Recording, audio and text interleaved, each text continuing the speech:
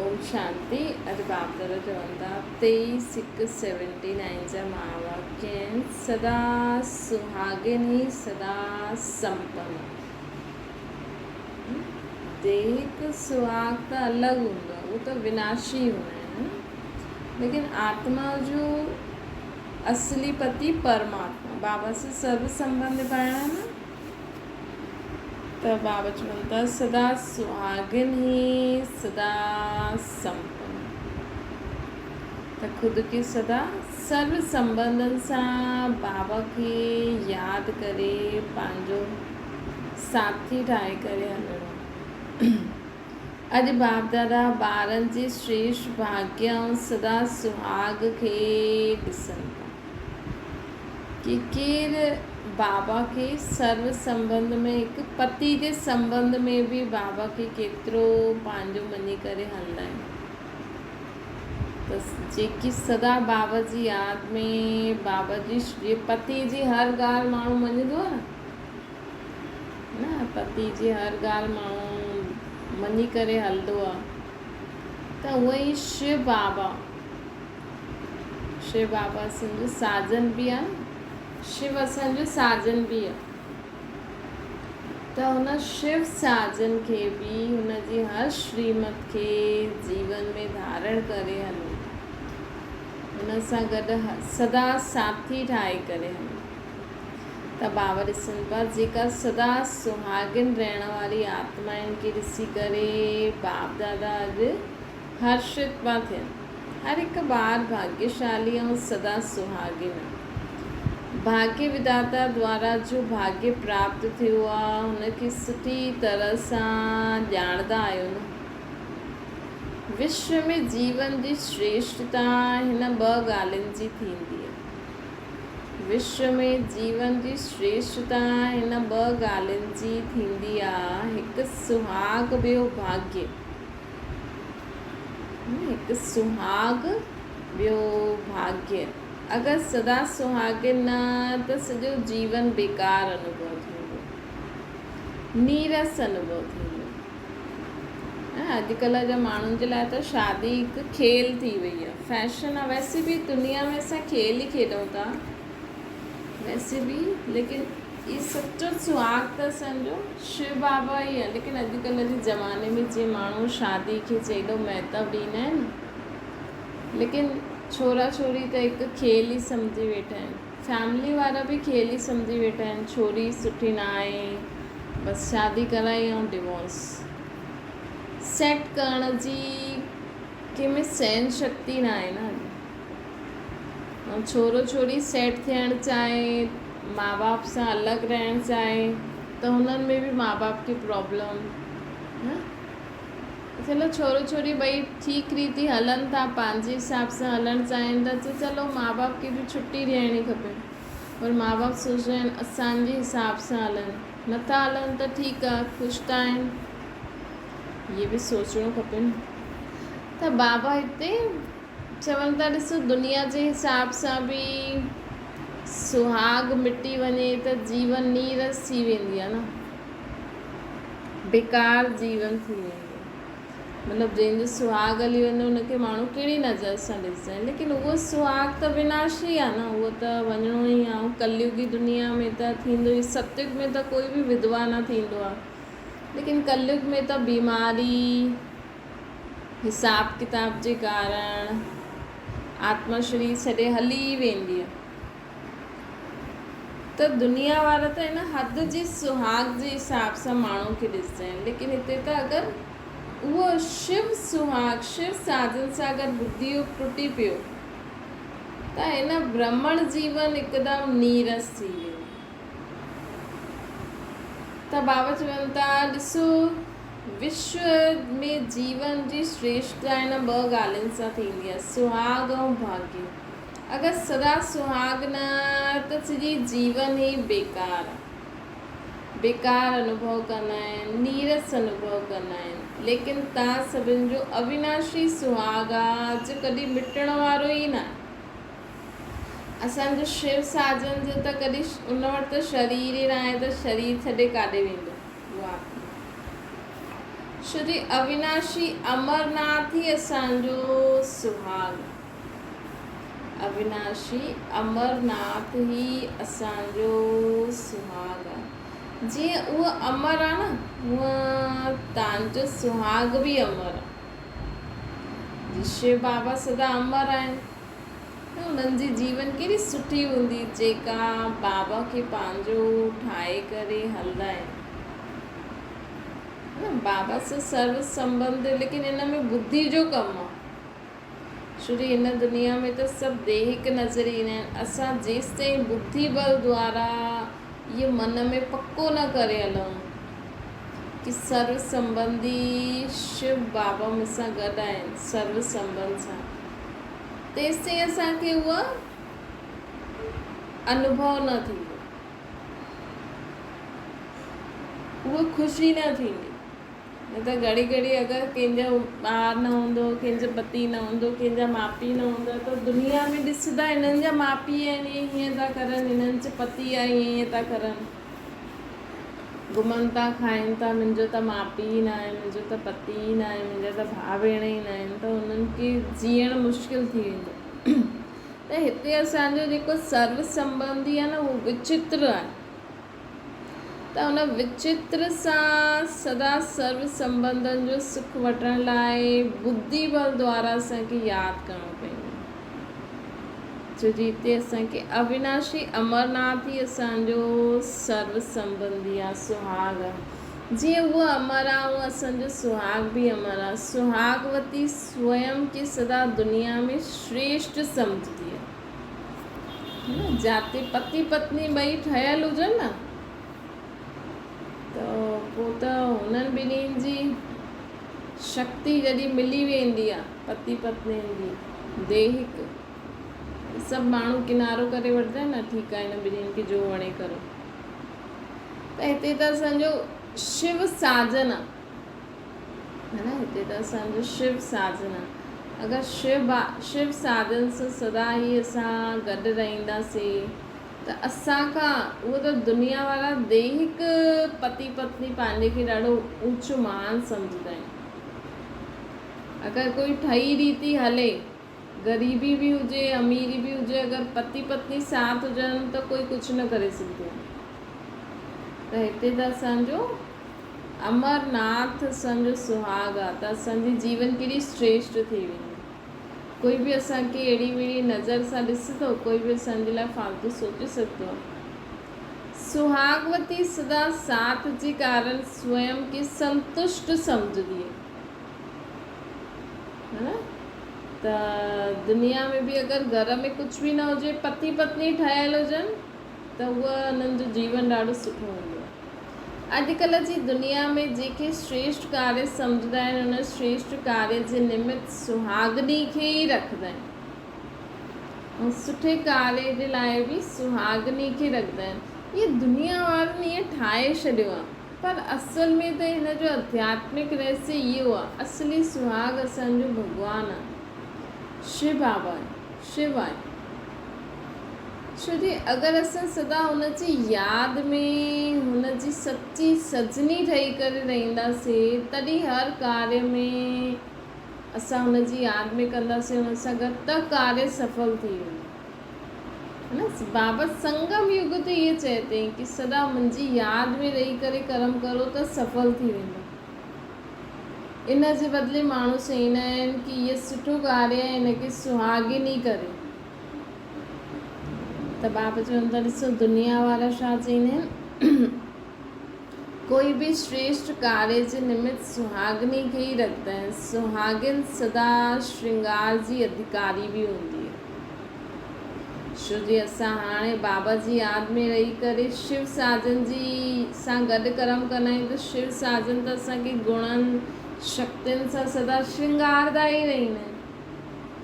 त हिन जे बदिले दुनिया वारनि छा करे छॾियो आहे कि जंहिंजो पति आहे उहो ई श्रृंगार करे सघंदी आहे। अॼुकल्ह त सभई कंदा आहिनि, पर दुनिया वारनि के रीति खयो आहे, हुनजो असली मतिलबु छा आहे। सुहागिन न त श्रृंगार बि न करणु ॾींदा आहिनि। सुहाग जी निशानी तिलक ऐं कंगन ॾेखारींदा आहिनि।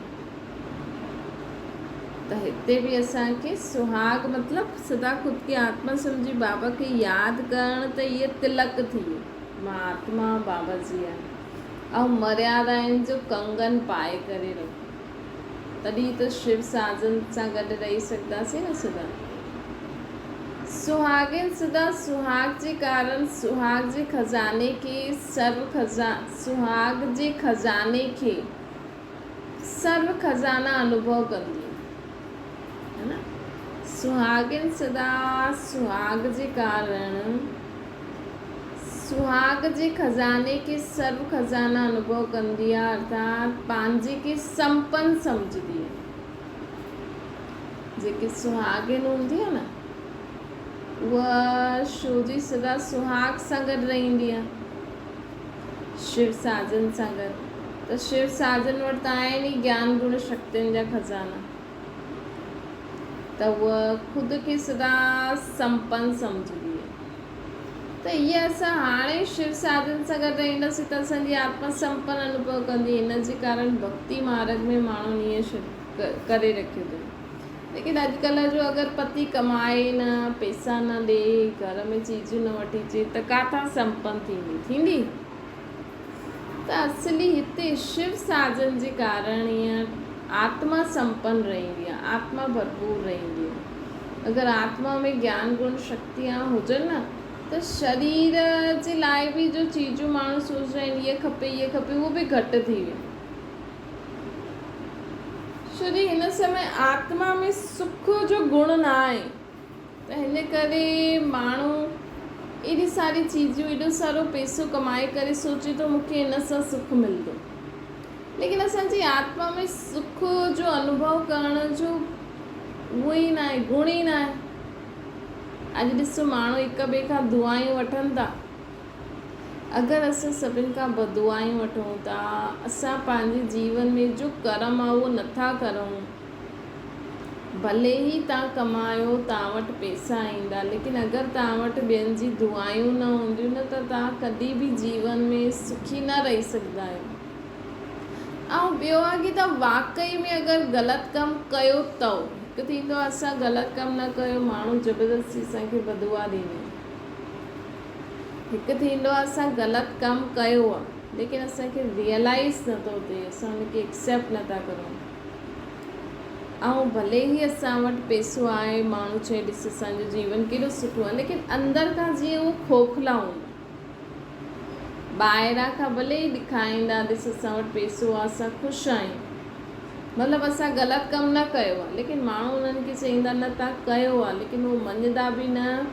ऐं असांजे साम्हूं ईअं रहंदा जीअं ॾाढा सुठा आहिनि, ॾाढा ख़ुशि आहिनि, लेकिन अंदरि आहे न उन्हनि जो उहा ॻाल्हि उन्हनि खे खाईंदी रहंदी आहे। आंतरिक सुख, आंतरिक ख़ुशी न मिलंदी आहे, छो जो आत्मा चारों तरफ़ बंधल आहे। अॼु ॾिस माण्हू श्राद्ध छो कंदा आहिनि? श्राद्धनि जो मतिलबु इहा आहे क्षमा मांगणु, क्षमा मांगणु, क्षमा करणु ऐं ॿियनि खे जीवन में अॻियां वधण जे लाइ दुआयूं ॾियणु। सिर्फ़ु रोटी खाराई, ब्राह्मणनि खे सॾु करायो, पूजा करायो, इन सां न थींदो आहे। जेसि ताईं कोई आत्मा असांखे दिलि सां माफ़ु न करे, असां बि उनखे दिलि सां माफ़ु न करूं, जेसि ताईं असां उनखे दिलि सां उन आत्मा खे उन संबंध सां छुटी न ॾियूं न, तेसि ताईं उन आत्मा खे मुक्ति न मिलंदी आहे। मुक्ति मतिलबु कि भले उहो ॿियो जनम बि वठी वठे, लेकिन उनखे उहो खींचंदो आहे, जेकी उनजो जेको पार्ट रहियल हूंदो आहे न उहो खींचंदो आहे। त असांखे ख़ुशी सां उनखे छुटी ॾियणी आहे कि असां पंहिंजो जीवन हाणे जो तव्हांजो हुयो तव्हां कयो, हाणे असां सभु करे वठंदासीं। जे कोई माण्हू जो ट्रेन जो टाइम थी वियो, हाणे उनखे ट्रेन निकिरणो अथसि, लेकिन उनजो ॾाढो कमु रहियल आहे, त समझदार व्यक्ति छा चईंदो, तूं वञ, मां तुंहिंजो सभु कमु करे छॾंदुमि, त उहो बेफ़िक्र थी करे हली वेंदो आहे न। त ईअं असांखे बि अगरि कोई माण्हू अचानक हली वियो बीमारी कारण कुझु बि, त असांखे हुनखे ख़ुशी ख़ुशी सां हुनखे छुटी ॾेई छॾणी आहे। अगरि असां सां ग़लती थी वई त हुन सां माफ़ी मांगो, अगरि हुन सां ग़लती थी वई त तव्हां उनखे माफ़ करो। हिन रीति असां सभु स्वतंत्र थी वेंदासीं न। त असां स्वतंत्र थी वेंदासीं त असांजो बुद्धि योग बि बाबा सां लॻंदो, भॻवान सां बि लॻंदो, त असांजी आत्मा भरपूर थींदी वेंदी। है न। हिन समय माण्हू ख़ुदि हिक ॿिए खे ॿंधी वेठा आहिनि, हिक ॿिए सां हिसाब किताब जे कारण। त किथां आत्मा भरपूर थींदी, किथां संपन्न थींदी, है न।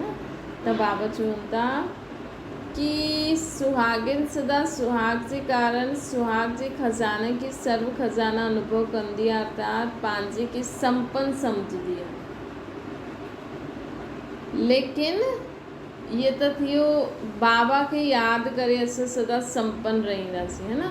लेकिन बाबा चईंदा आहिनि न, मूंखे त यादि करो था लेकिन मर्यादाउनि जो कंगन बि ॿधो। हीअं न असां बाबा खे यादि करूं था ऐं कर्म क्षेत्र में असां माण्हुनि सां उल्टो सुठो ॻाल्हायूं, उल्टो सुठो चऊं, त असांजी संपन्नता ख़तमु थी वेंदी। असां जेको भरपूर थियूं त उहो ख़तमु थी वेंदो, है न। ईअं ई दुनिया में जो सुहागिन आहे, अगरि हुनखे हुनजो पति सभु कुझु ॾे बि थो, करे बि थो, लेकिन हुनखे बि मर्यादाउनि में हलणो खपे, है न।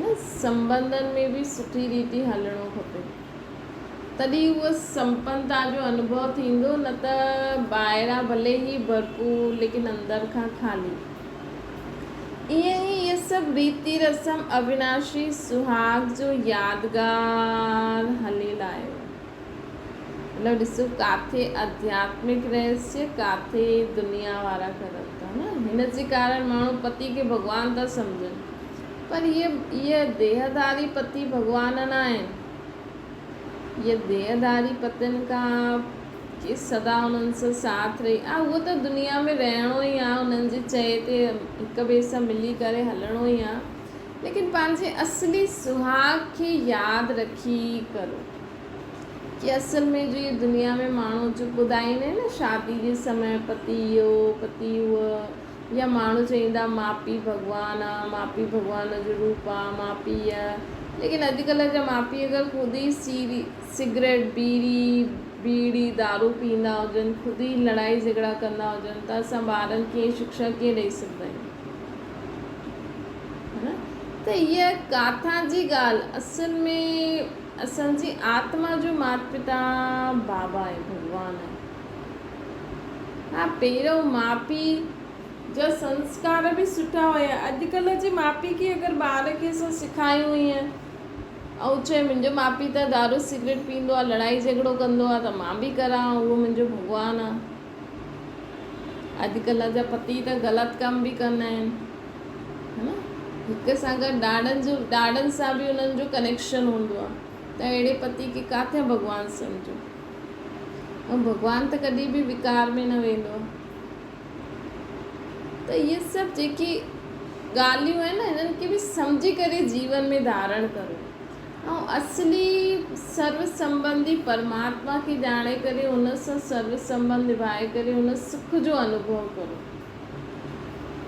तव्हां सभु सची सुहागनी विश्व जे अंदरि सर्वश्रेष्ठ आत्मा ॻायल आहियो, पूजा बि थींदी आहे। अॼु जो विश्व तव्हां सभु सदा सुहागिन जे जड़ चित्रनि खे ॾिसी करे ख़ुशि थींदो आहे कि आत्मायूं अमरनाथ अर्थात पति परमेश्वर जी सच्ची पार्वतियूं आहिनि।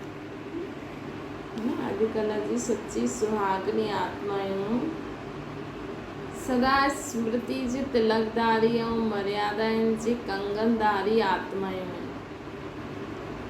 हुननि खे सदा स्मृति रहंदी आहे कि मां आत्मा आहियां, बाबा निराकार आहे, ऐं सदा मर्यादाउनि में रहंदी आहे, न। मर्यादाउनि जी कंगनदारी आत्मायूं आहिनि।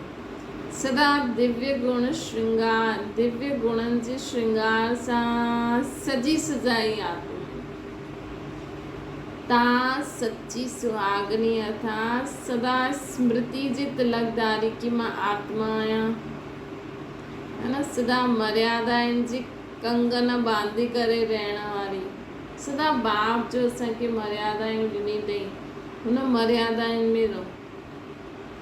सदा दिव्य गुणन सां श्रृंगार सां सजी सजाई आत्मायूं रहो। सदा तिलकदारी, मर्यादाउनि जी कंगन में रहण वारी, सदा दिव्य गुणन जे श्रृंगार सां सजी सजाई आत्मायूं। ता सदा सुहागिन आत्मायूं, सदा सर्व खजाननि सां संपन्न ऐं विश्व जे परिवर्तन जे श्रेष्ठ कार्य व शुभ कार्य जे निमित्त आहे। तो ये याद रखो, मां सच्ची सुहागिन केर आहियां, सदा स्मृति जे तिलकदारी आहियां, सदा मर्यादाउनि जो कंगन बांधे करे रखंदी आहियां। माण्हू ॾेखारींदा न, कोई अगरि सुहागिन कंगण न पाए न त शू कंगण छो लाथा, मतलब वो सोचते हैं कंगण पातल आहे त भई सुहागिन आहे। वैसे तो अॼुकल्ह सभी पाइनि थियूं, लेकिन ये असली मतलब मर्यादाउनि जो कंगण पाए रखो। कोई सुहागिन बिंदी न लगाईंदी, बिंदी छो न लगाईंदी, मतलब सदा स्मृति जो तिलक लगाए रखो कि मां आत्मा आहियां, मुंहिंजो सच्चो साजन शिव आहे। सदा दिव्य गुणन जो श्रृंगार सां सजी सजाए रहो।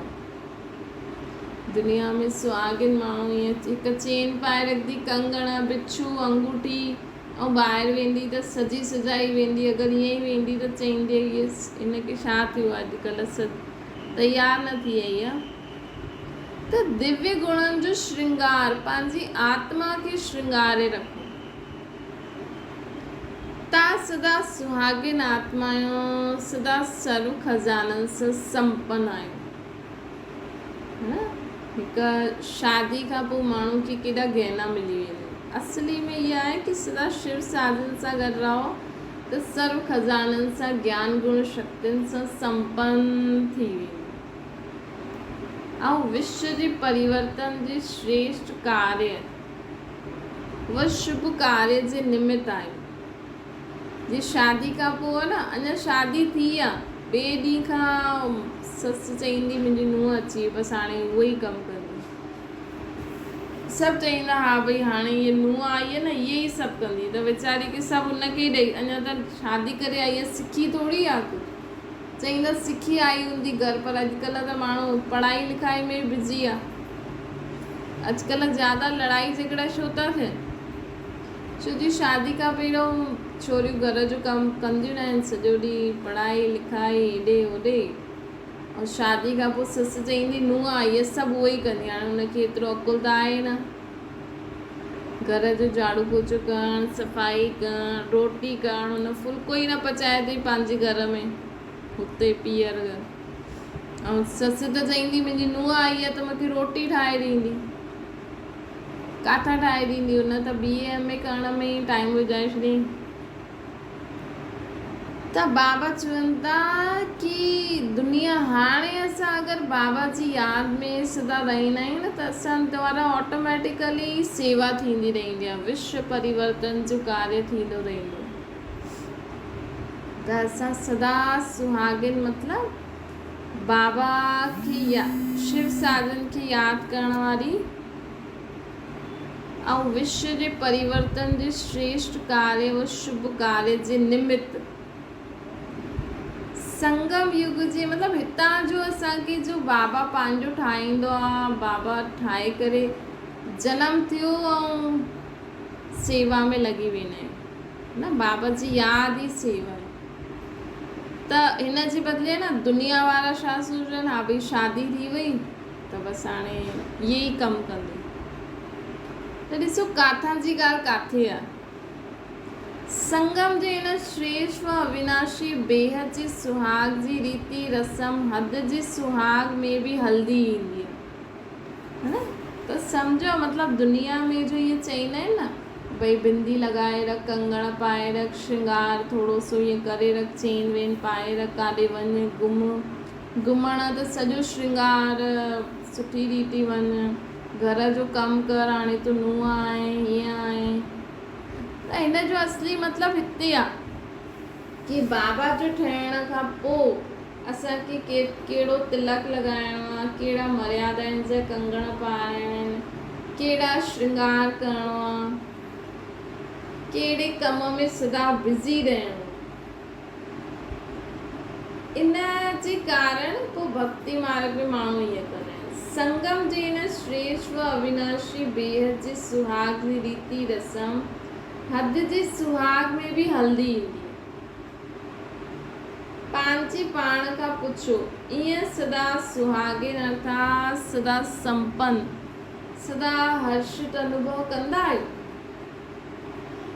ईअं सदा सुहागिन अर्थात सदा संपन्न, सदा हर्षित अनुभव कंदा आहियो? सदा पंहिंजे खे आत्मा और परमात्मा जे कंबाइंड रूप जो अनुभव कंदा आहियो? मां आत्मा ऐं बाबा ये कंबाइंड रूप अनुभव थींदो आहे? सिंगल आहियो या युगल आहियो? चेक करो, असां सिंगल आहियूं या युगल आहियूं, है न। दैहिक युगल त आहे, लेकिन हाणे असांखे आत्मा सम्झी करे हुन परमात्मा युगल सां सदा साथ रहणो। अकेला सम्झंदा हो त वियोगी जीवन अनुभव कंदा, है न। अगरि तव्हां सम्झो मुंहिंजो दैहिक पति आहे, पर तव्हां ॾिसो अॼुकल्ह जा जेका बि पति आहिनि उहे ख़ुदि एॾो टेंशन में आहिनि, है न। उहो ख़ुदि जो शरीर नथा संभाले सघनि, भले चइण में आहे उहो पूरी पंहिंजी हिकु सुठो पति, हिकु आज्ञाकारी पति, त बि पंहिंजे पूरे माउ पीउ जी बि सेवा कंदो, पंहिंजे हिन जी बि ॿारनि जी पत्नी जी बि सुठी रीति उहो कंदो। लेकिन अॼुकल्ह ॾिसो शरीर केॾा बीमार आहिनि, न। पैसे जो केॾो लोड आहे, धंधे में केॾो टेंशन आहे, ऐं सभिनि जी आत्मा थकल आहे, त काथां तव्हांजो पति, तव्हां माण्हू त चईंदा हा भई पति आहे त आहे भई ठीकु आहे, त सुठो आहे। चलो पहिरियों त बि हुयो, लेकिन अॼुकल्ह जे ज़माने में त कंहिंजो बि कंहिंखे बि असां सहारो ठाहे करे न हली सघंदा आहियूं न, देहधारी त, है न। छो जे ज़माने खे ॾिसी करे हिन समय ई बाबा असांखे चईंदा आहिनि कि सर्व संबंध मुझ सां निभाए करे हलो, हिन समय जे लाइ ई बाबा चईंदा आहिनि कि मूंखे पंहिंजो युगल ठाहे करे हलो। मां तव्हांजो माउ बि आहियां, पीउ बि आहियां, फ्रेंड बि आहियां, सखा, डॉक्टर, टीचर, सतगुरु, ब्रह्मा मां आहे, शिव बाप आहे, है न। शिव साजन, त शिव साजन खे साजन जे रूप में सदा साथ रखंदव त स्मृति जो तिलक रहंदो, मर्यादाउनि जे कंगन पातल हूंदा, गुणनि सां श्रृंगारी हुई रहंदासीं, सदा पंहिंजे कार्य में तत्पर रहंदासीं, विश्व सेवा में स्थूल कमु कंदे हुए बि विश्व सेवा में तत्पर रहंदासीं। अकेला सम्झंदा हो त वियोगी जीवन अनुभव थींदी। सदा सुहागिन अर्थात कंबाइन सम्झंदा हो त सदा मिलन महफ़िल में पंहिंजे खे अनुभव कंदो, है न। सदा मिलन महफ़िल में अनुभव कंदो, कॾहिं जॾहिं असां सदा ई बाबा खे यादि करे हलंदासीं, त अॼु शिव खे पंहिंजो साजन सम्झी करे असांखे अनुभव करे हलणो। हाणे बाप दादा चवनि था बहुत काल सां अलॻि थी विया आहियो त पंहिंजे अविनाशी साथी खे बि भुलिजी विया आहियो, सुहाग खोयो, तिलक खे बि मिटायो, श्रृंगार बि गवाए छॾियो, खज़ाननि सां बि वंचित थी वियासीं। शिव साजन खे भुलिजण सां छा छा थियो? सुहाग बि हली वियो, अविनाशी सुहाग शिव बाबा। ये देहधारी सुहाग त जन्म बाय जन्म बदलता रहंदा आहिनि, लेकिन खुद की आत्मा न समझी, परमात्मा खे असां यादि न कयोसीं एॾो समय खां, त असांजो सुहाग बि हली वियो, तिलक बि मिटिजी वियो, आत्मा रूपी तिलक।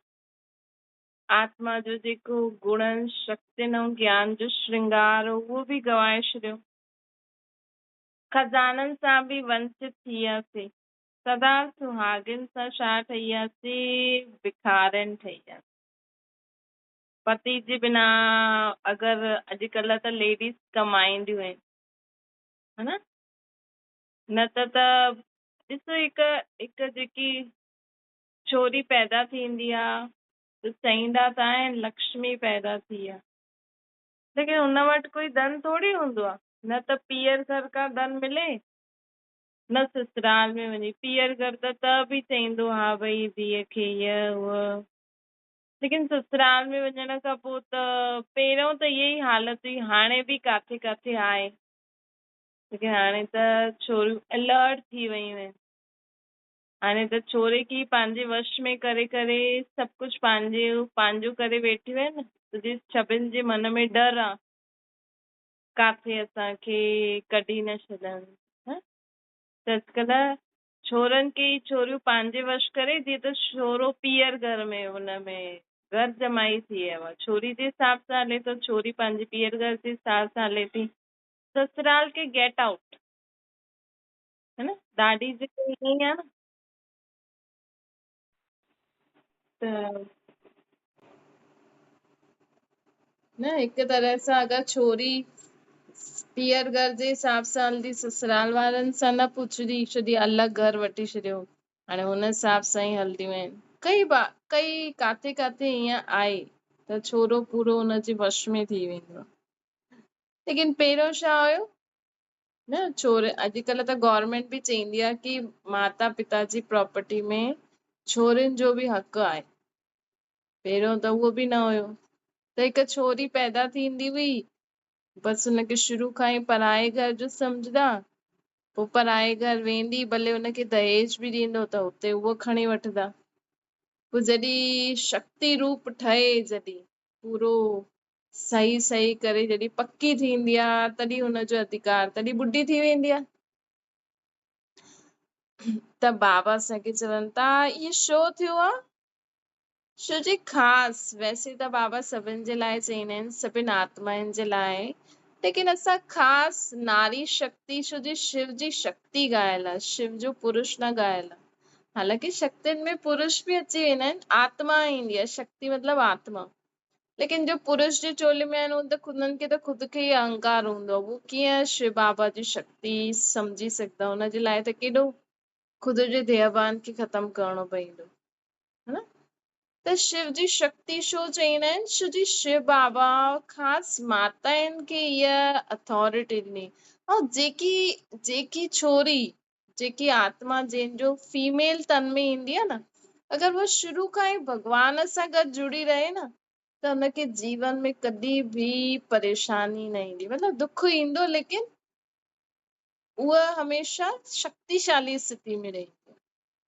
लेकिन छा थींदो आहे, तव्हां बि ॾिठो हूंदो, छोरियूं पहिरियों शादी खां पहिरियों त भॻवान सां सुठी जुड़ियल हूंदियूं आहिनि, कोई जुड़ियल हूंदी आहे, कोई न, लेकिन शादी खां पोइ उहो न पति खे ई भॻवान सम्झण वेही रहंदी आहे,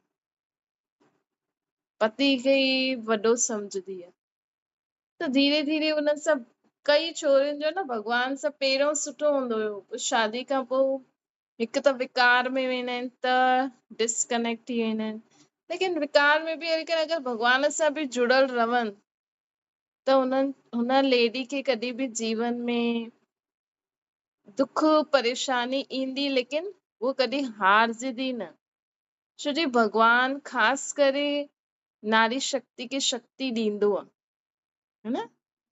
असां फीमेल्स जी जो हूंदियूं आहिनि न, वो पुरुष खे अॻियां रखंदियूं आहिनि, लेकिन नारी शक्ति खे यादि रखिणो खपे कि भॻवान उनखे अथॉरिटी ॾिनी अथई। घर में अगरि जंहिं घर में लेडी सुठी रीति भॻवान खे यादि करे हले न, त हुनजी शक्ति सां ई घर हलंदो आहे, हुनजी शक्ति सां ई पुरुष खे बि शक्ति मिलंदी आहे। भले पुरुष कमाए थो, लेकिन शक्ति उन्हनि खे परमात्मा लेडी द्वारा ई ॾींदो आहे।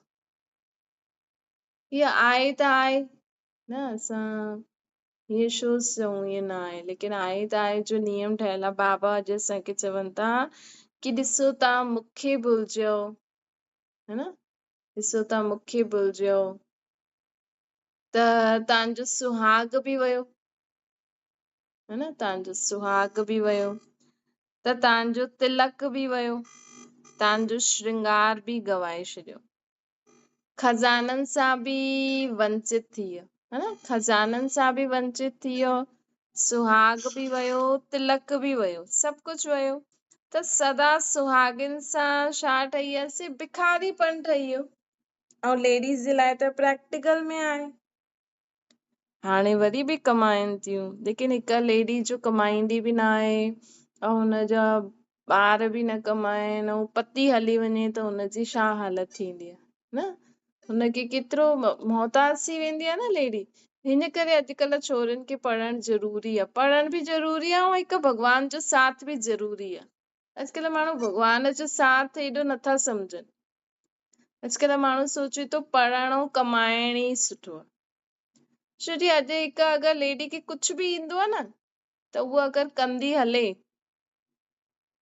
या त हुनखे पंहिंजो पीउ कुझु ॾेई वञे त चलो जीवन भर वरसो हूंदो आहे न, पीउ ॿिए कंहिंजो थोड़ी था खाऊं, असां पंहिंजे वरसे अधिकार जो था खाऊं न, है न। छो जी अॼुकल्ह छा थींदो आहे कि पुट बि आहे न शादी खां पोइ कॾहिं कॾहिं मुंहुं मोड़े छॾींदा आहिनि, त उहा लेडी बि अकेली थी वेंदी आहे, पति बि न, पुट बि न, नुंहं सां बि अलाए सेटिंग थिए न थिए, है न। त हिकु लेडी खे भॻवान सां ज़रूर जुड़ी करे रहणो खपे। वैसे त सभिनि खे ई जुड़ी रहणो खपे, लेकिन बाबा अॼु असांखे चवनि था कि न त भिखारीपन थी वेंदो आहे, पोइ वियोगी ठही वेंदा आहियूं। पोइ बि अमरनाथ अची करे बहुत काल सां बिछड़ी हुई असां आत्माइन पार्वतियुनि खे पंहिंजो स्मृति जो तिलक लॻाए सुहागिन ठाहे छॾियो। परमात्मा जी स्मृति जे तिलक सां असां सभु आत्मायूं छा ठही वेंदा आहियूं, सुहागिन ठही वेंदा आहियूं, है न। त परमात्मा जी यादि ही असां आत्माउनि में शक्ति भरदी आहे। असां आत्माउनि खे परमात्मा जी यादि सां असां आत्माऊं सर्व गुण सर्व शक्तियुनि सां श्रृंगारजी वेंदा आहियूं।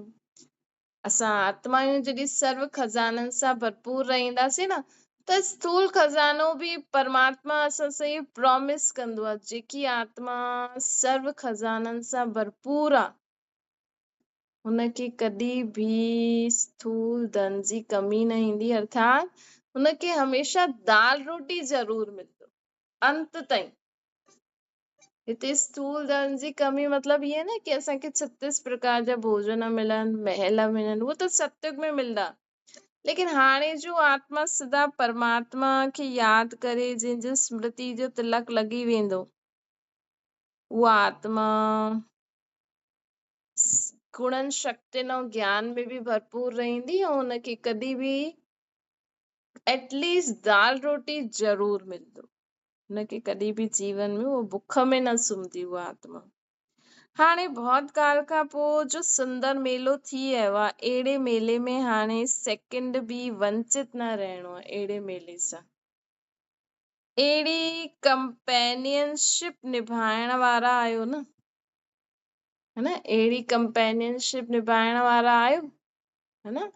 त हिन करे सदा ही शिव साजन खे, वैसे त बाबा चईंदा आहिनि सर्व संबंधनि सां मूंसां गॾु रहो, लेकिन त बि शिव साजन जे रूप में शिव बाबा सां सदा ही शिव साजन खे पाण सां गॾु रखो, ताकि असां हमेशा उन्हनि जी छत्र छाया में सेफ रहूं। अॼु बाप दादा पंहिंजी पार्वतियुनि खे श्रृंगारनि था, अॼु बाप दादा पंहिंजी आत्मायूं पार्वती खे श्रृंगारनि था। श्रृंगार ॾिसनि पा, श्रृंगार ॾिसनि पई पा, रयल उहो जो आहे उहो श्रृंगारनि बि पा। हर हिकु पार्वती केस ताईं सजी सजाई रहंदी आहे, केॾो सिंपल आहे। हिते जेतिरो असां पंहिंजी आत्माउनि खे ज्ञान गुण शक्तियुनि सां श्रृंगारदासीं न, ओतिरो असांखे सत्युग में ओतिरा जन्म असांखे ओड़ो असांजे शरीर जो श्रृंगार थींदो। त बाबा चवनि था कि अॼु बाप दादा पंहिंजे पार्वतियुनि जे श्रृंगार खे ॾिसनि पिया त अॼु चेक कजो सॼो ॾींहुं कि मां आत्मा शिव साजन खे यादि करे शिव साजन जे ज्ञान सां केतिरो ख़ुदि खे श्रृंगारियो आहे। श्रृंगार त सभु कंदा आहियो लेकिन पोइ बि नंबरवार माला सभी पाईंदा आहिनि, पोइ बि सभु नंबरवार आहिनि, माला सभी पाईंदा आहिनि न। लेकिन केस चइबो आहे 9 लख हार ऐं काथे साधारण मोतियुनि जो हार। 9 लख उहा आत्मायूं आहिनि जो पहिरियों सतयुग में लक्ष्मी नारायण पहिरियों जो लक्ष्मी नारायण ठहींदो न, हुनजी राजधानी में सिर्फ़ 9 लख माण्हू हूंदा, त उहा 9 लखनि जी माला ऐं हुन खां पोइ साधारण मोतियुनि जी माला, हुन में फ़र्क़ु त हूंदो न। ईअं ई बाप जे गुणनि जी माला व अमरनाथ जी महिमा जी माला सभिनि जे गले में पयल आहे। बाबा जी गुणनि जी माला ऐं जो अमरनाथ बाप जी महिमा जी माला आहे न, उहो सभिनि जे गले में पयल आहे, मतिलबु सभी आत्मायूं श्रृंगारल आहिनि। त ॾिसो हिकु शिव बाबा सभिनि खां मथे फूल, पोइ हुन खां पोइ मेरू युगल दानव ब्रह्मा सरस्वती, हुन खां पोइ असां सभु आत्मायूं चमकदा हुआ हीरा माला जे रूप में परम धाम में आहियूं। केॾो सुठो दृश्य लॻंदो आहे न। त ईअं बाबा जी असांखे ॿुधाईंदा आहिनि ईअं बुद्धि में हुनजो चित्र खींचदा वञो न। जीअं असांखे कोई ॿुधाए कि पहिरियों हुनमें न मथे फूल हुयो, पोइ हुनजे आसपास ईअं डिज़ाइन ठहियल हुई, त कई माण्हू दिमाग़ सां न उहो चित्र हुननि जे दिमाग़ में अची वेंदो आहे। अगरि असां ध्यान सां ॿुधंदा आहियूं अची वेंदो आहे न। त ईअं ई बाबा जॾहिं असांखे ॿुधाइनि न कि इहे हेॾा सारा चित्र कीअं ठहिया जो बाबा जी प्रदर्शनी में आहिनि, है न। दिन प्रतिदिन नए नए चित्र कीअं ठाहींदा आहिनि, जो रोज जी साकार मुरली हूंदी आहे न, सुबुह जो उहो बाबा जो मुरली में ॿुधाईंदा आहिनि न, उन्हनि खे तव्हां ॿुधंदे ॿुधंदे न बुद्धि में चित्र खींचदा करो। त हा ईअं असां बाबा चवनि सतयुग में ईअं हूंदो, त्रेता में ईअं थियो, पोइ द्वापर में, पोइ जीअं कोई असांखे रास्तो ॿुधाईंदो आहे या कोई ॻाल्हि ॿुधाईंदो आहे त असां जीअं हुनखे बुद्धि में हुनजो चित्र खींचदा रहंदा आहिनि न। त हीअ ॾिसो तव्हांजो कलाक साकार मुरली जेतिरो समय हलंदी न, तव्हां हुनमें जीअं हेॾे होॾे घुमंदा ई रहंदा। कॾहिं बाबा सतयुग में ॿुधाईंदा त हा अच्छा सतयुग में ईअं थींदो, पोइ कॾहिं बाबा ब्रह्मण परिवार जे बारे में ॿुधाईंदा आहिनि, कॾहिं छा। त इहे चित्र खींचदा वञो, ॾाढो ई मज़ो ईंदो आहे। असां जीअं होॾे ई घुमूं था। त बाबा असांखे चवनि था कि ईअं ॾिसो काथे 9 लखनि जी माला, काथे 9 लखनि जी माला ऐं काथे साधारण मोतियुनि जी माला। ईअं बाप जे गुणनि जी माला व अमरनाथ जी महिमा जी माला सभिनि जे गले में पयल आहे। पोइ बि अंतर आहे न। अंतर त सम्झंदा आहियो न। ॻाइण वारा व ठहिण वारा आहियो, इन में बि अंतर आहे। हिकु त जो महिमा ॻाईंदो आहे, ज्ञान जो सागर, गुणनि जो सागर, शक्तियुनि जो सागर, हिकु जो ॻाईंदो आहे ऐं हिकु जो ख़ुदि ठहींदो आहे, हिन में अंतर त आहे न।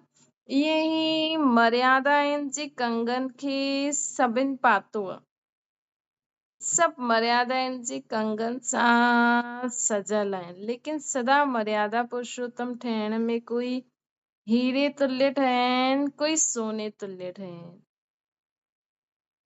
लेकिन सदा मर्यादा पुरुषोत्तम ठहिण में कोई हीरे तुल्य ठहियो आहे, कोई सोने तुल्य ठहियो आहे, ऐं कोई पोइ चांदी तुल्य बि ठहिया आहिनि।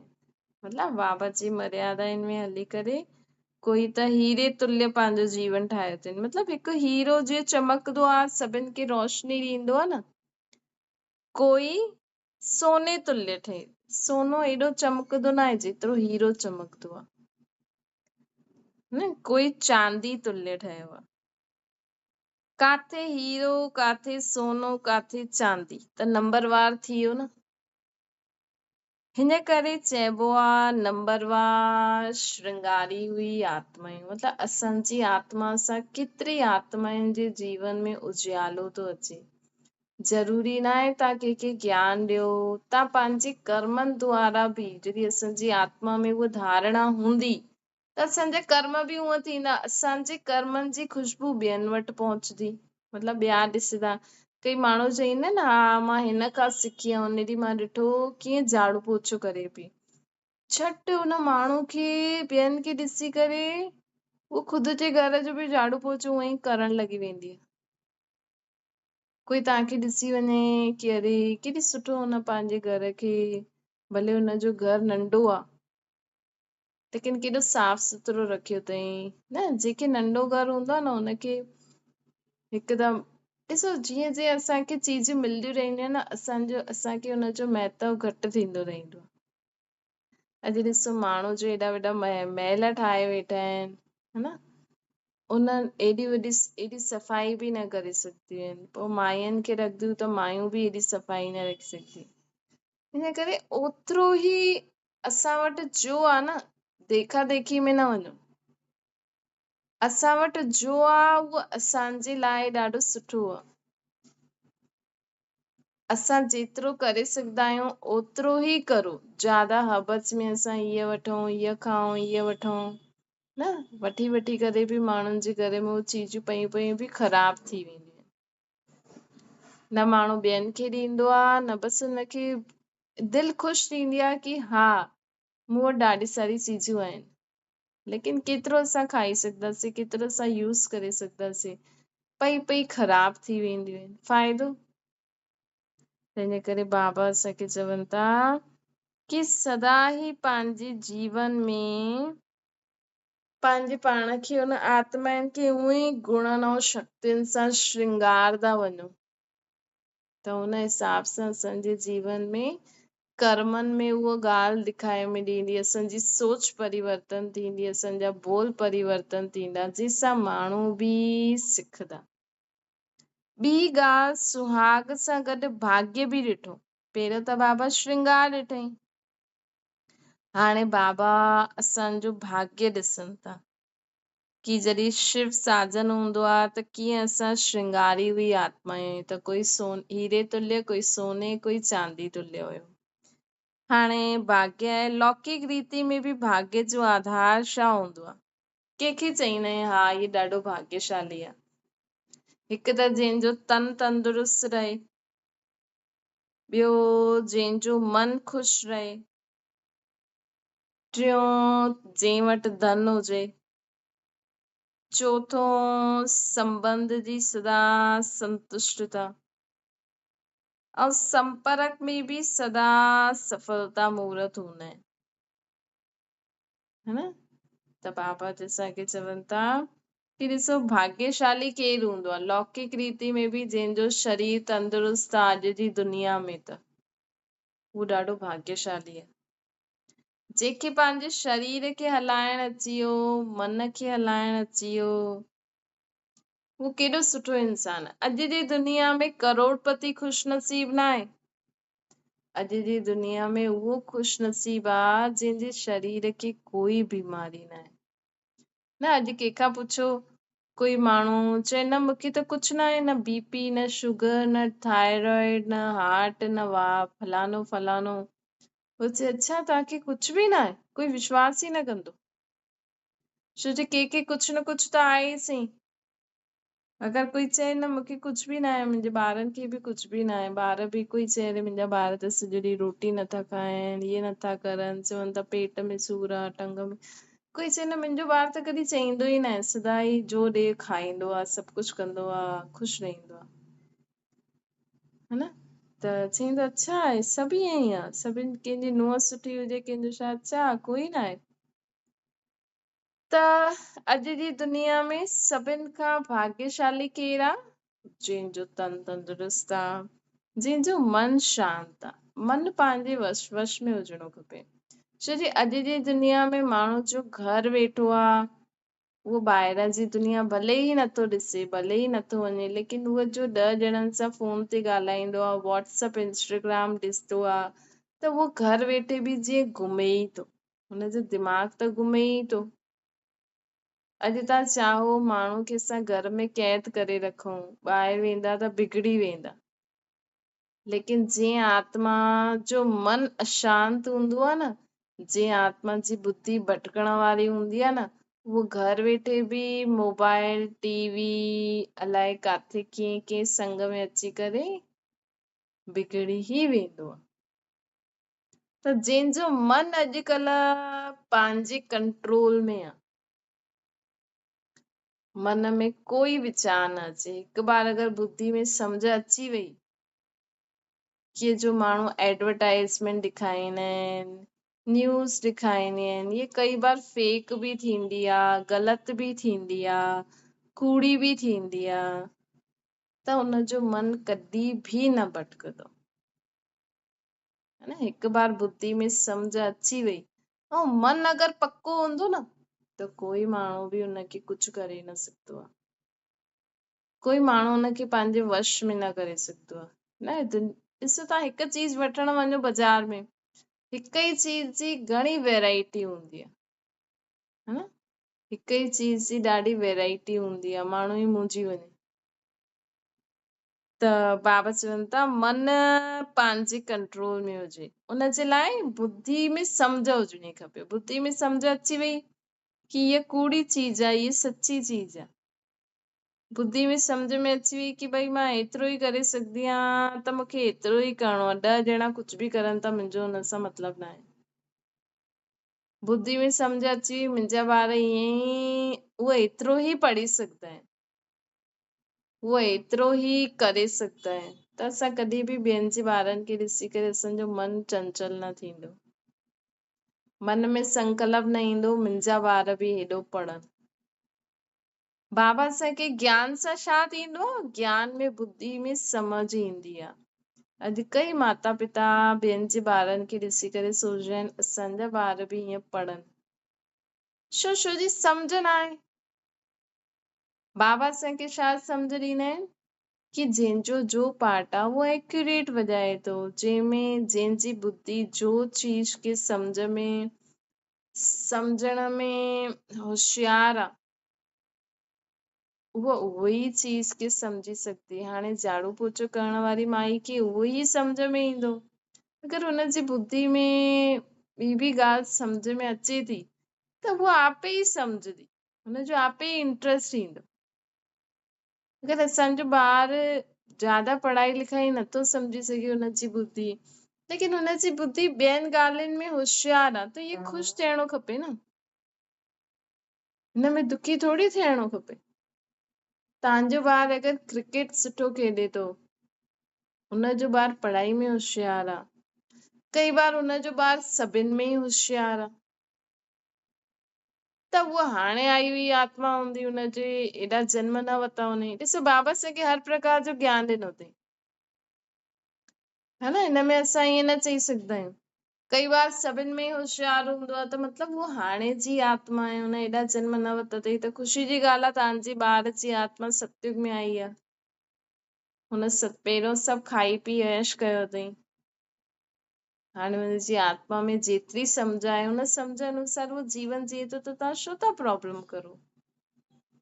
है न, तव्हांजी ससु चईंदी कि तूं हीअं कर, हाणे तव्हांखे सम्झ में अचे ई नथो त तव्हांजी ससु छा करे, है न, ईअं ई हर आत्मा जो पंहिंजो पंहिंजो पार्ट आहे, है न, हर आत्मा जो पंहिंजो पंहिंजो पार्ट हूंदो आहे। जॾहिं बि तव्हांखे पंहिंजे ॿारनि में कमी नज़र अचे त सोचो भई हुन आत्मा में जो गुण आहिनि मूंखे हुन अनुसार ई हलणो आहे, मूंखे कोई माण्हुनि जे हिसाब सां थोड़ी हलणो आहे, है न, त हुन समय ख़ुदि खे ॾिसो भई मूं में बि त मां बि त इहे न करे सघंदी आहियां, मां बि इहो ई करे सघंदी आहियां, त मां कयो।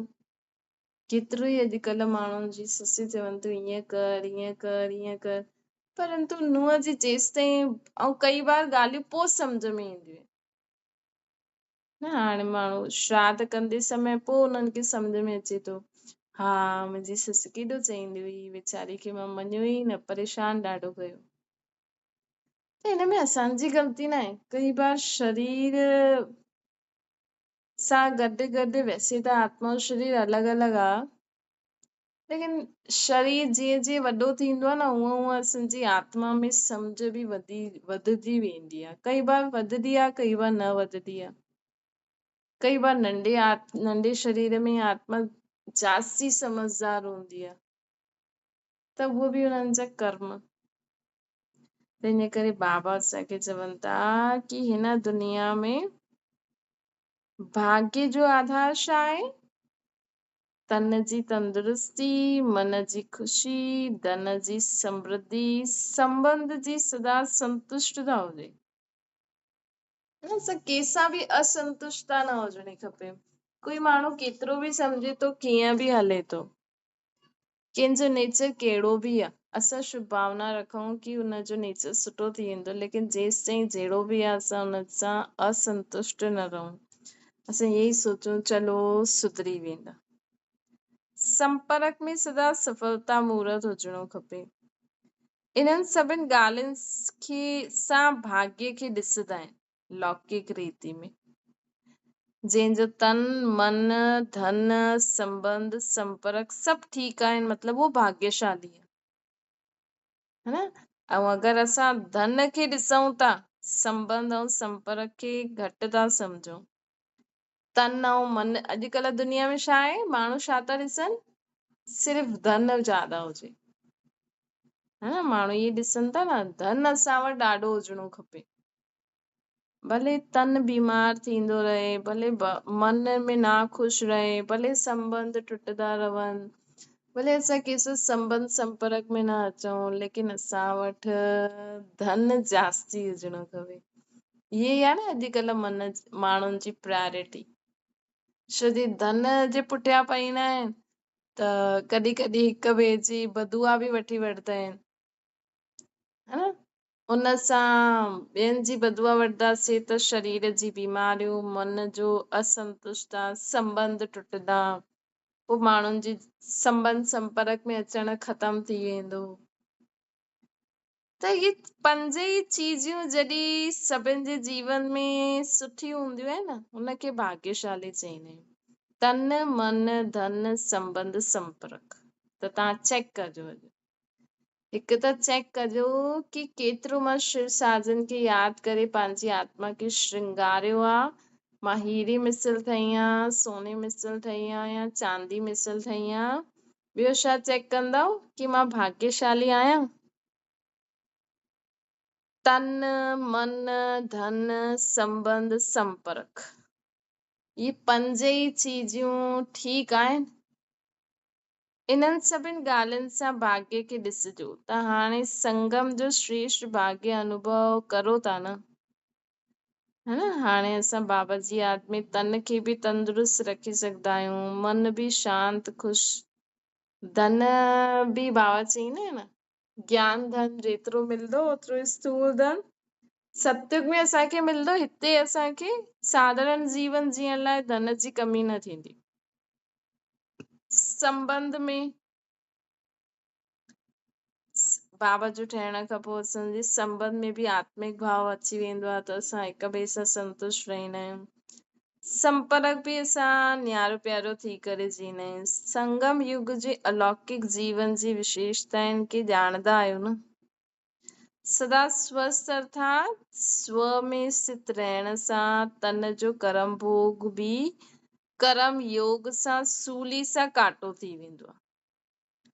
संगम युग में तन जी तंदुरुस्ती मतलब सदा अगरि असां पंहिंजी आत्मिक स्मृति में रहंदासीं, आत्मिक स्मृति में रहंदासीं त बाबा बि यादि ईंदो।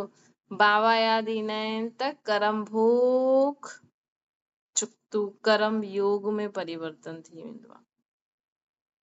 त कर्म योग में परिवर्तन थियण सां सूली सां काटो थी वेंदो, मतलब वॾे सां नंढो थी वेंदो। कर्म भोग खे बि बेहद जे ड्रामा जे अंदर खेल सम्झी करे खेॾंदा आहियूं न। कॾहिं मथे में सूर थिए, दुनिया जे हिसाब सां त मथे में सूर थिए त बस सॼो ॾींहुं सुम्ही पिया हूंदा आहिनि। लेकिन असां बाबा जे ॿारनि खे चाहे काथे बि सूर थिए, जेतिरो थी सघे न बाबा जी याद में जेतिरो कम करे सघंदा आहियो कंदा करो, कॾहिं बि बीमारी में सुम्हो न। हा, अगरि तव्हांखे बिल्कुल बि नथो थिए त चलो 5-10 मिंट लेटो, वरी ठीक लॻे थो वरी वेठे वेठे थोड़ो कम करो, है ना। कॾहिं अति थिए त बाबा जी याद में भले ई सुम्ही पओ, लेकिन जेतिरो थी सघे हाणे असांखे कॾहिं बि बीमारी में सुम्हणो न आहे। बाबा जी याद में कुछ न कुछ कर्म कंदा हलो, त उहो छा थींदो, छो जी कर्म भोग आहे असांजो। असां आत्मा शरीर जे बीमारी सां उहो भोग न भोगे थी, ऐं बाबा जी याद हूंदी त बाबा जी याद सां उहो हिसाब किताब जल्दी जल्दी चुकतो थी वेंदो, है ना। ऐं असां सूर आहे बीमारी आहे, रोईंदासीं चिल्लाईंदासीं त सुम्ही पईंदासीं। बाबा खे अगरि असां यादि न कंदासीं न त उहा बीमारी ज्यादा थी वेंदी आहे, मतिलबु उहो ज्यादा समय वठंदी आहे, है न। त दवाई त वठणी आहे, लेकिन हुन अविनाशी सर्जन खे बि यादि कंदा रहो त असांजी शरीर जी भोगना जो भोग आत्मा भोगे थी शरीर जे सूर द्वारा, वो जल्दी जल्दी खत्म थी वेंदी आहे। कर्म भोग खे बि बेहद जे ड्रामा जे अंदरि हिकु खेल सम्झी करे खेॾो, त तन जो रोग योग में परिवर्तन थी वेंदो। तन जो योग रोग के में परिवर्तन थींदो, योग में। योग अर्थात बाबा जी याद में। जॾहिं बि बीमारी अचे न, जंहिं ॾींहुं सूर थिए न हुन ॾींहुं त ख़ुशी जो ॾींहुं मल्हायो, छो जी सूर थींदो ओतिरो बाबा जी यादि ईंदी, ओतिरा पाप कर्म जल्दी भस्म थींदा वेंदा। वैसे त सॼो ॾींहुं माण्हू कर्म में भुलिजी बि वेंदो आहे न, कर्म कॉन्शियस थी वेंदो आहे, लेकिन सूर हूंदो त हथ पेर बि धीरे धीरे हलंदा, त बाबा जी यादि बि रहंदी, छो जी कम बि करिणो आहे। बाबा खे यादि करे ॿियो ई जासी यादि ईंदो, बाबा बाबा बाबा, त ॿियो ई बाबा बाबा यादि थींदो त असांजी आत्मा ॿियो शुद्ध थींदी वेंदी, है न। त बीमारी अचे त ॿियो ख़ुशी जो ॾींहुं मल्हाइजो न। दुनिया वांगुरु असांखे हाय हाय न करणी आहे, ॿियो वाह वाह करिणो आहे। चलो अॼु वैसे त ॾिसो हिकु ॾींहं में माण्हू खे 10 कम यादि अची वेंदा आहिनि। जंहिं ॾींहुं सूर हूंदो आहे या बीमारी हूंदी आहे न, चईंदा आहिनि अॼु न थोड़ो, अॼु मूंखे थोड़ो ईअं आहे, त जेतिरो थी सघे घर जो पंहिंजो या ॿाहिरां जो बि कमु आहे, अगरि जंहिंखे धंधो करणु वञिणो आहे त उन ॾींहुं जीअं भले वञी करे वेही रहो, बाबा खे बि यादि कंदा रहो। उन ॾींहुं धंधो घटि थींदो, लेकिन बाबा जी यादि त रहंदी न, त उहे पाप त भस्म थींदा न, है न। त बाबा चईंदा आहिनि त बाबा जी यादि सां धंधो बि ठीकु थी वेंदो, घर जो कम बि ठीकु थी वेंदो। त हिन करे तन जो रोग योग में परिवर्तन थींदो, मतिलबु उन ॾींहुं माण्हू वैसे त छुटी न करे, वैसे त बाबा खे सॼो ॾींहुं यादि न करे, लेकिन बीमारी ॾींहुं त बाबा बि सॼो ॾींहुं यादि रहंदा। हिन करे सदा स्वस्थ आहियो, बीमारी खे बीमारी न समझो, लेकिन अनेक जन्मनि जो बोझ हल्को थिए थो, हिसाब किताब असांजो सभिनि सां चुकतो थो थिए। ईअं सम्झण सां सदा स्वस्थ सम्झंदव। त बाबा अॼु चेक कजो, है न। बाबा असांखे चई न कि श्रृंगार ऐं भाग्यशाली आहियां, तन मन धन संबंध संप्रग। त बाबा अॼु तन जे बारे में ॿुधाई कि तन में तंदुरुस्ती मतलब बाबा जी यादि सां कर्म भोग खे कर्म योग में परिवर्तन करणु, हिसाब किताब चुकतो करणु। इहे सम्झण सां सदा असां ख़ुद खे स्वस्थ सम्झदासीं। कि मन जी तंदुरुस्ती, मन जी ख़ुशी जो भाग्य छा प्राप्त थी, मन जी ख़ुशी त सदा प्राप्त आहे ई सही। मन मना भव थियण अर्थात ख़ुशियुनि जे खज़ाने सां संपन्न थियण। मन जी ख़ुशी त ख़ुदा प्राप्त आहे ई सही। मन मना भव थियण अर्थात ख़ुशियनि जे खज़ाने सां संपन्न थियण। ज्ञान धन सभु धननि सां श्रेष्ठ धन। टी भाग्य असांखे धन जो मिलंदो आहे, है न। मन बि असांजो शांत, हाणे चेक कजो अज्ञान काल में जो मन में एॾा प्रश्न हूंदा हुया, अगरि असां ज्ञान में मुरली अगरि असां सुठी रीति ॿुधंदा आहियूं न, त मन जो सभु प्रश्ननि जो उत्तर असांखे मुरली में ज़रूर मिलंदा आहिनि, जंहिंसां असांजो मन हिकदमि शांत थी वेंदो है न। अगरि असां मन सां बाबा खे यादि कंदा आहियूं न, मन अगरि हिकु बार बाबा में जुड़ी वियो, पोइ हुन खां वॾी ख़ुशी दुनिया में कोई न हूंदी है न। जेसि समय मन में कोई संकल्प न हुजे, सिर्फ़ु मां ऐं बाबा, उहो समय सेकेंड दुनिया में पूरे कल्प में सभिनि खां ख़ुशी जो समय उहो ई हूंदो आहे जॾहिं असांजो मन हिकदमि बाबा जी यादि में हूंदो आहे, ॿियो कोई संकल्प ई न हूंदो। ऐं पोइ ज्ञान धन, दुनिया वारा स्थूल धन जी प्राप्ति खे भाग्य सम्झंदा आहिनि। असांखे त केॾो वॾो धन मिलंदो आहे, ज्ञान जो धन।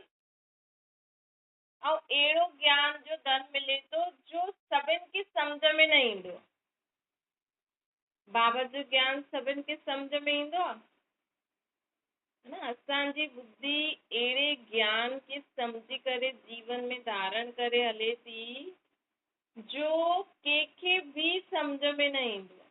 एतिरो ऊचो धन, जीअं न कोई माण्हू करोड़पति हूंदा आहिनि, त जेका साधारण माण्हू हूंदा आहिनि उहे सोचे बि न सघंदा आहिनि कि एॾो पैसो असां कीअं कमायूं।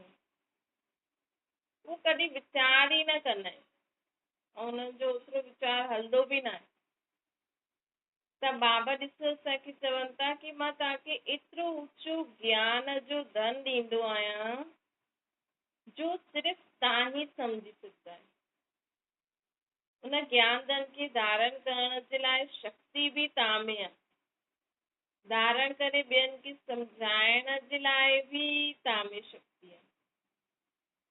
त ज्ञान धन वारा बि प्रकृति, ज्ञान धन वारनि जी प्रकृति स्वतः ई दासी थी वेंदी आहे। जंहिंमें ज्ञान हूंदो आहे न, हुननि जी प्रकृति बि दासी थी वेंदी आहे। छो कि असांखे ज्ञान आहे कि मां आत्मा हिन शरीर खे हलायां थी, मां आत्मा में शक्ति सम्झ गुण ॾियण वारो केरु? परमात्मा। अॼु माण्हुनि खे शरीर में कुझु बि थींदो त माण्हू छा कंदा? पहिरियों ई डॉक्टर डॉक्टर डॉक्टर। लेकिन असां जंहिंखे ज्ञान आहे उहो असां सम्झंदासीं कि भई मां आत्मा हिन शरीर जी मालिक आहे, हिन शरीर में कुझु बि गड़बड़ी थिए थी त मां आत्मा मालिक खुद ई वीचार करा मां हिन शरीर खे छा खारायो जंहिंसां हिन शरीर में नुक़सान थिए, या मां आत्मा हिन शरीर खे उहो ई खारायां जंहिंसां इहे कॾहिं बीमारी न थिए। क्या मां आत्मा कहिड़ा पाप करे आहियां त मां परमात्मा खे यादि करे हुन पाप खे भस्म करे छॾियां त बीमारी ख़तम थी वेंदी। त प्रकृति खे बि असां दासी ठाहे सघंदा आहियूं। हिन करे कॾहिं बि कोई बि बीमारी थिए न, ड्रिजो न। बीमारी जे कारण या त असां कुझु उल्टो सुल्टो शरीर खे खारायो आहे, या असांजो कोई कर्म भोग आहे, या मौसम चेंज थींदो आहे। हाणे जीअं ठंडी अचे थी, लॻे थी गर्मी, पसीना था अचनि माण्हुनि खे, लेकिन हिन समय अगरि कंहिं गर्मी जे हिसाब सां थधो पाणी, आइस्क्रीम या कुझु अहिड़ी चीजूं खाधनि त ॿियो ई शरीर खे नुक़सान थींदो। छो जो हाणे जो समय आहे ठंडी ऐं गर्मी जो मिक्स, छोजी हाणे सर्दी अचण जो समय आहे, त गर्मी वञे थी, सर्दी अचे थी। त असांखे ज्ञान आहे न प्रकृति जो बि। पहिरियों त माण्हू खे चयो अरे छा थियुसि, हुनखे ईअं थियो ईअं थियो। हाणे त असांखे बाबा सभु ज्ञान ॾिनो अथई। असां चाहियूं हाणे ठंडी छो थींदी, ठंडी छो थींदी, छो जी इहा अॼुकल्ह माण्हू इहे सैटेलाइट वैटेलाइट मथे रखंदा आहिनि न, हुनजे कारण ग्रहनि में बि परेशानी थींदी आहे, उन्हनि में बि कुझु न कुझु गड़बड़ी थी वेंदी आहे, छोकी हार्मफुल रेज़ आहिनि जंहिंजे कारण कॾहिं सूर्य जी तपस ज्यादा थी वेंदी आहे, कॾहिं कम थी वेंदी आहे, या पृथ्वी हेॾे थींदी आहे उहो होॾे थींदो आहे, भई इहो त सतयुग में बि थिए पियो, है न, इहा ग्रहनि जो हिक ॿिए जे आसपास घुमण करण इहो त सतयुग में बि थींदो आहे, इहो त सदा ई थींदो आहे। त हाणे सर्दी छो थी थिए, हाणे मौसम चेंज छो था थिए, हुनजो कारण आहे जीअं जीअं साइंस अॻियां वधंदी आहे त उहो प्रकृति खे बि इफेक्ट कंदी आहे, लेकिन असांजी आत्मा में एतिरी शक्ति आहे कि असां प्रकृति जे हर तत्व खे बि हुनजो प्रकोप असांजे हिन शरीर ते न पए, उनजे प्रभाव असांजे शरीर ते न पए, उनखे बि असां कंट्रोल करे सघंदा आहियूं न, जीअं बाबा चवंदा आहिनि न मुंहिंजी शक्ति सां माण्हू विकारनि ते जीत पाईंदो आहे, हूअं ई असां बाबा जी शक्ति सां इहा प्रकृति जो चेंज थींदी रहंदी आहे, सर्दी गर्मी मतिलबु असां में एतिरी शक्ति आहे कि असां सर्दी में बि नॉर्मल रहूं, गर्मियुनि में बि नॉर्मल रहूं, भले असां सर्दी में ओड़ा कपिड़ा पाईंदासीं, लेकिन असां ईअं न कंदासीं अरे हेॾी सर्दी थी थिए, हेॾी गर्मी थी थिए, हेॾी बारिश थी पए, मुंहिंजो त शरीर ई बीमार थी वियो, त असां वटि एतिरो ऊचो ज्ञान आहे, त इहो ज्ञान धन केॾो वॾो आहे, माण्हू वटि धन हूंदो आहे त उहो सोचंदो आहे कि मूंखे कोई बि मां बीमारी में इलाज कराए सघंदो आहे, असां वटि एतिरो ऊचो ज्ञान धन आहे कि असां कोई बि बीमारी, कोई बि प्रकृति जे परिवर्तन सां असां ख़ुदि खे बचाए सघंदा आहियूं, त हुते स्थूल धन जी कोई कमी न हूंदी आहे, ऐं हिते ज्ञान धन एॾो आहे, त धन जो भाग्य बि असांखे प्राप्त थियो, लौकिक में बि अगरि सम्झो कि वॾे घर में कंहिंजी शादी थी वई त हुनखे धन जी प्राप्ति थींदी आहे न, ऐं हाणे असांजो पति त केॾो वॾो आहे, है न, हालांकि उहो असांखे स्थूल धन न ॾींदो आहे, उहो सतयुग में ॾींदो, हाणे न ॾींदो, हाणे अगरि बाबा शिव साजन असांखे स्थूल धन ॾेई छॾे पोइ त असां शिव साजन जी भुलिजी वेंदासीं, पोइ त असां धन संभालण में ई लॻी वेंदासीं, ऐं हाणे त असांखे शिव साजन धन छो न ॾींदो आहे, छो जी दुनिया में चोर ॾाढा आहिनि, दुनिया में बुरी नज़र वारा ॾाढा आहिनि, है न, अगरि हाणे शिव साजन असांखे धन ॾे, भई असां शिव जी सजनियूं आहियूं, त शिव साजन सोचे भई मुंहिंजी सजनियूं हीअं छो रहनि तयार थी करे, हाणे त ज्यादा तयार थी करे रहंदा सतयुग जीअं त केॾी परेशानी थींदी, है न, त हिन करे शिव साजन असांखे हाणे ज्ञान धन ॾींदो आहे, हाणे चईंदो आहे कि हाणे तव्हां मूं जीअं ठही करे हलो, मां तव्हांजी आत्मा खे श्रृंगारां त पोइ सतयुग में तव्हांखे सभु कुझु सुठो मिलंदो, सुंदर तंदुरुस्त शरीर मिलंदो, घर मिलंदा, प्रकृति सोना हीरा सभु मिलंदा, त धन जो भाग्य बि थी वियो, टियों हूंदो आहे संबंध, चौथो आहे संबंध, सर्व संबंध निभाइण वारो परमात्मा खे पंहिंजो ठाहे छॾियो, जॾहिं चाहे जहिड़ो संबंध चाहूं ओड़े संबंध जो रस हिक सां अनुभव करे सघंदा आहियूं, भई शादी थियण खां पोइ संबंध वधजी वेंदा आहिनि न, पहिरियों त माउ पीउ भाउ भेण थोरा सा ई संबंध हूंदा आहिनि, पोइ शादी खां पोइ त पीअर घर वारा बि ससुर घर वारा बि, त उहो ई बाबा असांखे चवनि था कि हाणे असांखे सिर्फ़ शिव साजन मिलण सां असांखे शिव साजन हिकु ई हिकु ई सर्व संबंधनि जो सुख ॾींदो आहे। ॾिसो शादी खां पोइ बि अगरि हिकु पति अगरि पत्नी खे सुठी रीति रखे त उहा न बाक़ी पंहिंजे पीअर घर वारनि खे भुलिजी वेंदी आहे। अॼुकल्ह त हुननि जो फ़ोन सां ई सॼो ॾींहुं हुननि सां ई कनेक्शन आहे। अॼुकल्ह जे ज़माने में अगरि अॼुकल्ह जे ज़माने में बि पति पंहिंजी पत्नी खे एॾो बिज़ी रखे, एॾो रिगार्ड रिस्पेक्ट ॾे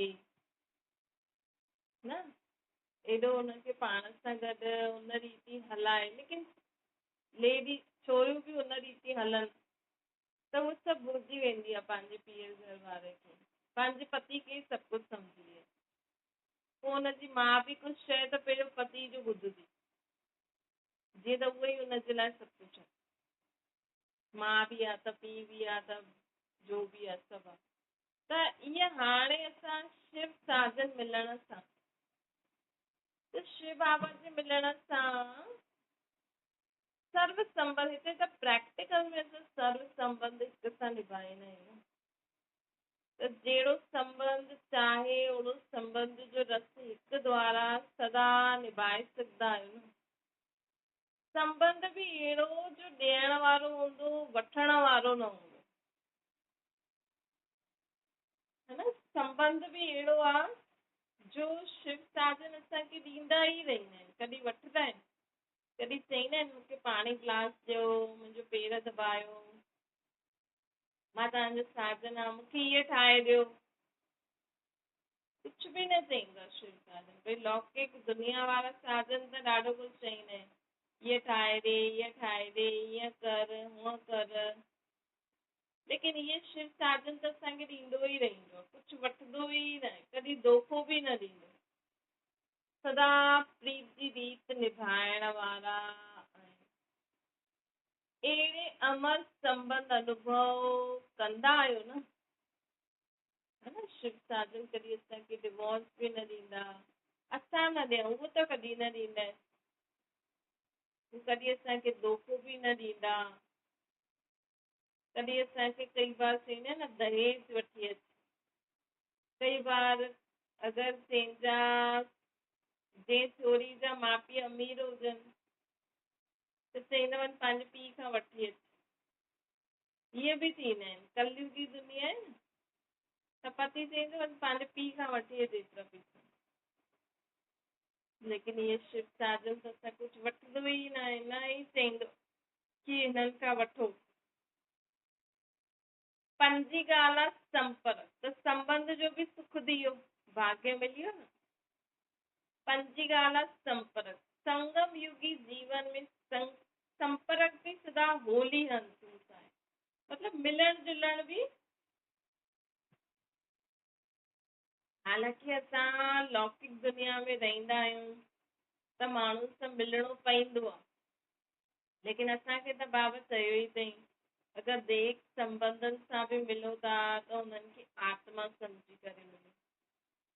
अगरि असां बि हुननि खे अञा ताईं दैहिक संबंधनि सां मिलूं था, भई मां पंहिंजी माउ सां, पीउ सां, पति सां, पत्नी सां, ॿारनि सां मिलां थी, त हू तव्हांजी ग़लती,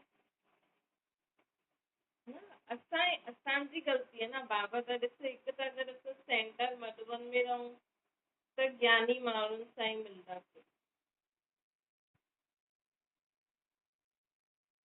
जो बि जेतिरो बि ज्ञान धारण कयल आहे, चइण में त बाबा ई ईंदो आहे न, बाबा जो घर आहे, बाबा जा ॿार आहिनि, हुते सहज जी यादि रहंदी आहे, छो जो सभु वस्त्र सफ़ेद में हूंदा आहिनि, ऐं बाबा जो कुझु न कुझु कार्य हलंदो ई रहंदो आहे। लेकिन घर गृहस्थी में रहंदी हुई, अगरि तव्हां हिक ॿिए खे आत्मिक नज़र सां नथा ॾिसो,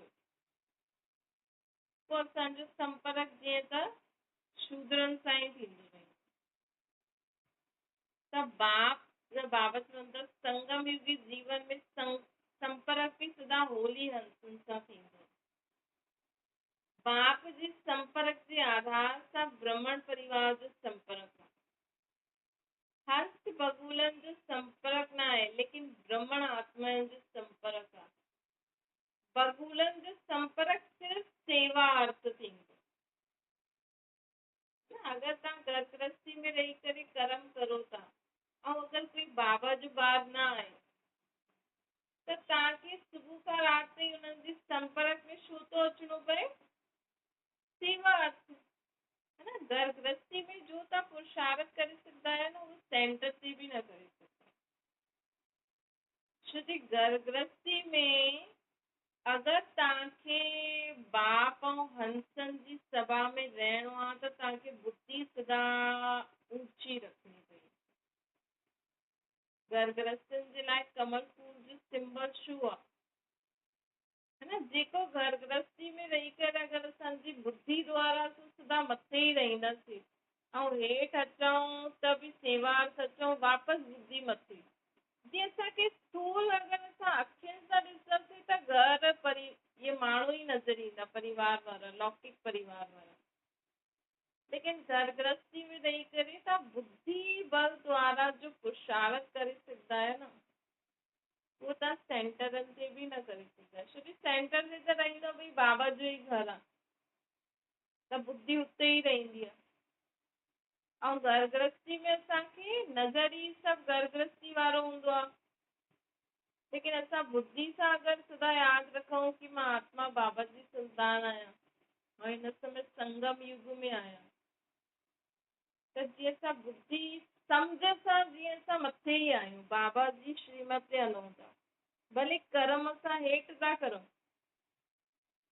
जीअं न कर्म कंदे कंदे कंहिंजो ध्यानु ॿियो काॾे हूंदो आहे ऐं कर्म हेॾे कंदो, सभई कंदा आहिनि अॼुकल्ह कंहिंजो घरनि में ध्यानु आहे, सभिनि जो दिमाग़ ॿाहिरि ई रहंदो आहे, है न। तॾहिं त रोटी में टेस्ट न आहे, तॾहिं त घर में शांती न आहे। छो जी सभिनि जो दिमाग़ हिक ॿिए वटि ई रहंदो आहे अॼुकल्ह। पाठ पूजो कंदे कंदे हुए बि भॻवान वटि ध्यानु न रहंदो आहे, ॿियो किथे ई रहंदो आहे। त असांखे ॿियो किथे न भटकणो आहे, असांखे परम धाम सूक्ष्म वतन में पंहिंजो बुद्धि लॻाइणी आहे ऐं हेठि कमु करणो आहे। त जीअं त असां मथां खां शक्ति खीचूं था हेठि कमु करूं, है न। ऐं सेंटर ते त रहंदो बाबा जो ई घर आहे त भुलिजी बि वेंदा आहियूं हा हा बाबा जो ई घर आहे न, त बुद्धि हेठि ई लॻल रहंदी आहे। त इहो जेको बुद्धि बल वारो आहे न, इहो जो कमल जो फूल मतिलबु कि बुद्धि सां सदा मथे रहो, हिन कीचड़ जहिड़ी दुनिया में पंहिंजी बुद्धि न लॻायो त तव्हांखे कीचड़ न लॻे। छो जी हेठि घर गृहस्थी में त ॾिसो टीवी सीरियल माण्हू कीअं रही सघंदो आहे न। हिकु पको ब्राह्मण ॿार घर गृहस्थी में रहण ॾाढी ई मुश्किल ॻाल्हि आहे। लेकिन अगरि वो बुद्धि बल द्वारा मथे रहंदो न त हुनखे कोई फ़र्क़ु न पवंदो। हुनखे लॻंदो आहे जीअं मां शरीर सां भले ई हिते आहियां लेकिन बुद्धि मुंहिंजी मथे ई आहे। त इन करे बाबा चवंदा ॾिसो संपर्क संगम जीवन में संपर्क भी सदा होली हंसी सां हूंदो। बाप जे संपर्क जे आधार सां ब्राह्मण परिवार जो भी संपर्क आहे। त खुद खे सदा ब्राह्मण परिवार में समझो। वैसे भी अॼुकल्ह सभी अव्यक्त ही थींदा था वञनि, है न। केॾी सारी आत्मायूं बाबा वटि अव्यक्त थी या त ॿियो जन्म वरितो अथनि या बाबा वटि अव्यक्त वतन में आहिनि। त असां बि हिन दुनिया में रहंदे ख़ुदि खे बि फ़रिश्तो ई सम्झो। हंस ऐं बबूलनि जो संपर्क न, लेकिन ब्राह्मण आत्माउनि जो संपर्क थींदो आहे मधुबन ऐं सेंटर ते। बबूलनि जो संपर्क सिर्फ़ु सेवा अर्थ आहे। त ख़ुदि खे बि सदा फ़रिश्तो सम्झो ऐं हेठि कंहिंजी बि सेवा सेवा जो संपर्क हुजण जे कारण सदा को विश्व कल्याण जी भावना रही। भई मां हिन घर में ॾिस वैसे बि अगरि तव्हां इहे नियम ठाहियो न रोज़ राति जो जॾहिं सुम्हंदा आहियो न त बाबा खे सभु ॿुधाए करे ख़ुदि खे परम धाम में अनुभव कजो। पोइ हेठि त असां वैसे बि अमृत वेले जे समय ईंदा आहियूं, पोइ अमृत वेलो कयो पोइ बि बाबा जो अनुभव आहे। मुरली जे समय बि जीअं त असां अञा ताईं मथे ई आहियूं। पोइ हाणे मां हेठि कर्म क्षेत्र में सेवा करण आई आहियां। हाणे मां बसि हेठि सेवा करण आई आहियां, शरीर निर्वार्थ कर्म करण आई आहियां, कमाइण आई आहियां, शरीर खे खाराइण पीआरण, उहो बि बाबा जी यादि में। ॾिसो त केॾो समय रोटी ठाहियो, हुन समय बि तव्हां अकेला ई हूंदा आहियो, है न, रोटी खाओ था हुन समय बि बाबा सां गॾु खाओ। मतिलबु अगरि तव्हां टाइम कढो त तव्हां वटि ॾाढो टाइम आहे कि तव्हां बाबा सां गॾु स्पेंड करे सघंदा आहियो, बुद्धि बल द्वारा। त ॿुधायो गृहस्थनि जो पुरुषार्थ सुठो थींदो न? बाबा त इहे ई चाहींदा आहिनि। छो जी हाणे साकार माध्यम अव्यक्त बि पूरो थी वियो, साकार बि पूरो थी वियो, ऐं हाणे त भले ई असां सेंटर ते वञी था सघूं मुरली ॿुधण, लेकिन अचण वारे समय में त बाबा इहो बि चए थी गवर्नमेंट सभु सेंटर बि बंदि कराए छॾंदी। कारण अहिड़ो निकिरंदो कि हाणे कोरोना जो कारण निकितो, हाणे कोई न कोई अहिड़ी ॻाल्हि निकिरंदी कि असांजो ॿाहिरि निकिरण बि न थींदो, है न। हुन समय अगरि असांजो इहो अभ्यास हूंदो कि असां बुद्धि बल द्वारा बाबा सां असां पंहिंजी बुद्धि जोड़े करे हेठि रहूं, त उहो केॾी मदद थींदी। अचण वारे समय में थोरी तव्हां दीदी दादनि सां मधुबन में वञी सघंदव, जो जाते आहे उते ई रहिजी वेंदो। पोइ हुते अगरि असां सोचूं कि न मां हेॾे वञा, अरे मां त घर में ई फसी वियमि, इन करे हाणे खां ई अभ्यास करो। तव्हां जाते बि आहियो ख़ुदि खे परमधाम निवासी अव्यक्त वतन निवासी सम्झो, हुते ई सम्झो, बुद्धि सां पंहिंजे पाण खे हुन इंद्र सभा में अनुभव करो। इंद्र सभा अर्थात फरिश्तनि जी सभा, शुद्ध आत्माउनि जी सभा, है न। जीअं अव्यक्त बाप दादा चईंदा आहिनि न, अगरि तव्हां बाप दादा जी अव्यक्त मुरली ॿुधी हुजे त बाबा चईंदा आहिनि न मां डबल सभा थो ॾिसां, हिकु त साकार में, हिकु अव्यक्त में। त असांखे बि उहो अव्यक्त सभा में सदा रहणो आहे। साकार में भले तव्हां घर गृहस्थी में आहियो, लेकिन ख़ुदि खे सदा अव्यक्त सभा में सम्झो। पोइ जॾहिं कर्म करणो हुजे तॾहिं हेठि अचो बाबा सां गॾु वापसि मथे। इनखे चइबो आहे कमलपुर समाज। त अगरि असां ईअं सम्झंदासीं न त असांखे कॾहिं बि कर्म क्षेत्र में अज्ञानियुनि सां संपर्क करण में असांखे परेशानी न थींदी। छो जी असांजी हुन समय भावना हूंदी विश्व कल्याण जी, विश्व परिवर्तन जी कामना रहंदी। हिन कारण सेवा जे संपर्क में बि कोई दुख जी लहर न ईंदी। भई असां हेठि आया आहियूं, असांखे जे ॻाल्हि सां, जे ज्ञान जी पॉइंट सां असांखे सुख मिलियो आहे, शांती मिली आहे, ख़ुशी मिली आहे, त असांखे उहो ॿियनि खे ॾियणो आहे। हाणे तव्हां घर में या दुकाननि ते हिन रीति कर्म न करो कि मूंखे पंहिंजे ॿारनि खे संभालणो आहे, ॿारनि जे लाइ कमाइणो आहे। तव्हां हीअं कमु करो कि मां हिते आई आहियां सभिनि जो कल्याण करणु। बाबा जीअं मूंखे परिवर्तन करनि था, ईअं सभिनि खे परिवर्तन करण मां बि आई आहियां। हिन कारण सेवा में आई आहियां। त कॾहिं बि असांखे कर्म क्षेत्र में कर्म कंदे हुए असांखे कॾहिं बि संस्कारनि जो टकराव न थींदो, दुख न थींदो, कंहिंजी बुरी ॻाल्हि न लॻंदी।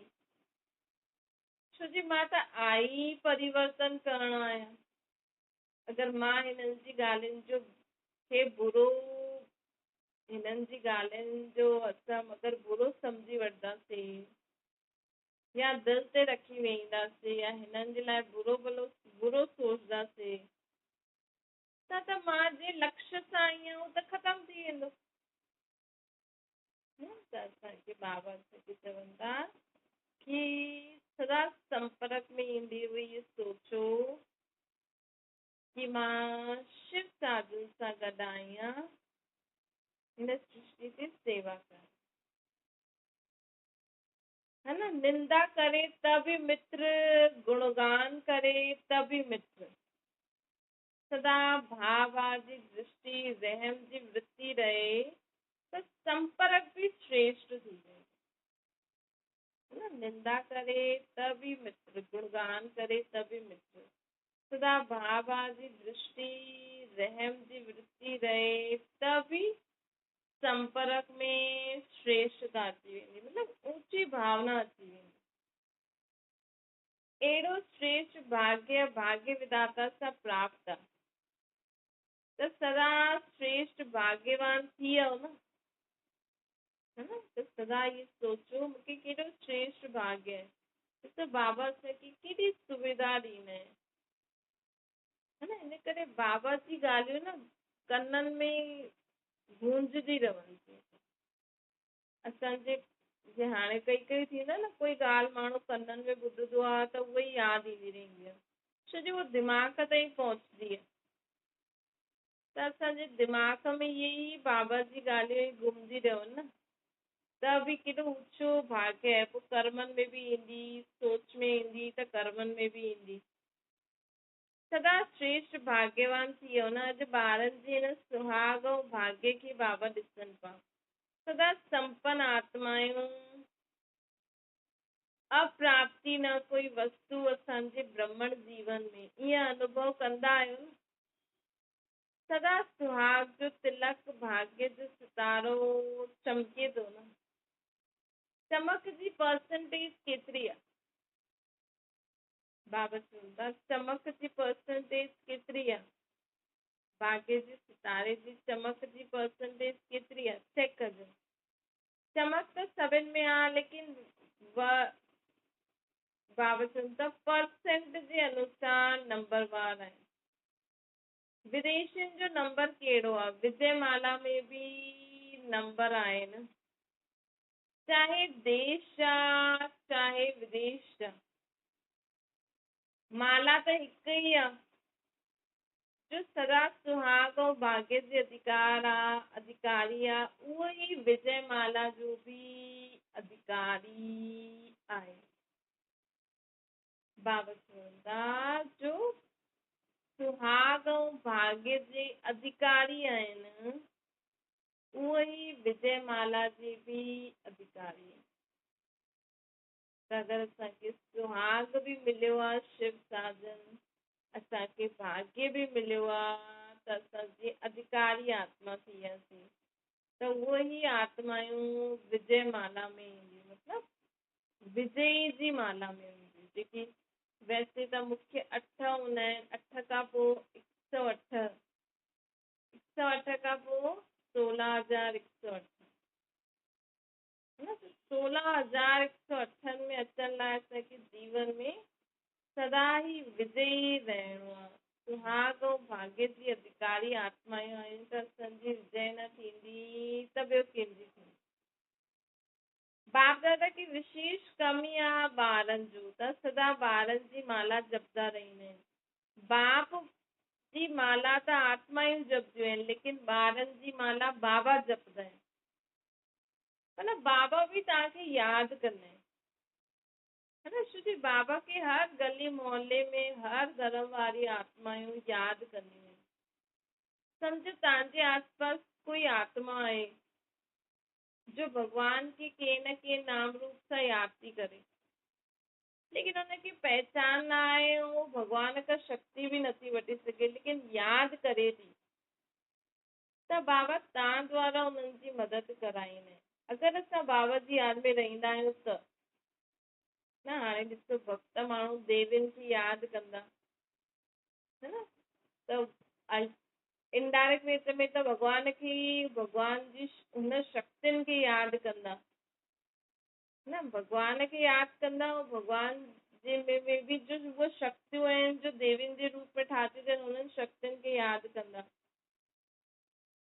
त कोई भगत अगरि मन सां यादि करे थो देवी खे, त हुनखे प्राप्ति कीअं थींदी? अगरि हुनजो बुद्धि योग बि नथो लॻे, हू काॾे वञी बि नथी सघे, त बाबा तव्हां द्वारा हुन आत्मा खे प्राप्ति कराईंदो आहे। छोकी आत्मा खे खपे न, त असां द्वारा कंहिं न कंहिं हुन रीति हुन आत्मा खे उहा शक्ति, उहो गुण, उहा सम्झ मिली वेंदी आहे कि हुनखे पंहिंजे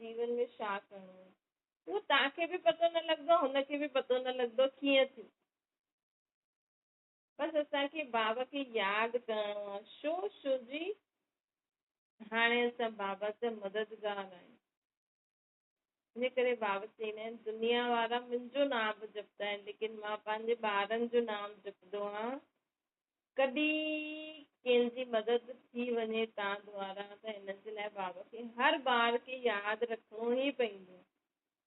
दुनिया में केॾा सारा बाबा जा ॿार आहिनि, विदेश में बि भारत में बि, ऐं हर सेकेंड कोई न कोई यादि थो करे। ऐं हुन जॻह ते अगरि तव्हां वेठा आहियो त तव्हां द्वारा बाबा मदद करे छॾींदा। हिन करे सदा बाबा जी यादि में ई सभु कुझु आहे। अच्छा, अहिड़ा सदा सुहागिन, सदा श्रेष्ठ भाग्य जे अधिकारी आत्मायूं, सदा कंपेनियनशिप निभाइण वारी आत्मायूं, सदा स्मृति जे तिलकदारी आत्मायूं, मर्यादा संपन्न श्रेष्ठ आत्माउनि खे, विश्व कल्याणकारी आत्माउनि खे बाप दादा जो यादि प्यार, गुड मॉर्निंग ऐं नमस्ते। विश्व कल्याणकारी आत्माउनि खे बाप दादा जो यादि प्यार, गुड मॉर्निंग ऐं नमस्ते। त केॾी सारी विशेषताऊं असां में बाबा ॾिठे। सुहागन, श्रेष्ठ भाग्य जे अधिकारी, कंपेनियनशिप निभाइण वारा, स्मृति जा तिलकदारी आहियो, मर्यादा संपन्न आत्मायूं, श्रेष्ठ आत्मायूं, विश्व कल्याणकारी आत्मायूं। एॾी महिमा बाबा कंदा आहिनि असांजी। इहे बि हर घड़ी असांखे यादि रहे त इहे सभु वरदान स्वरूप में अची वञे। अच्छा,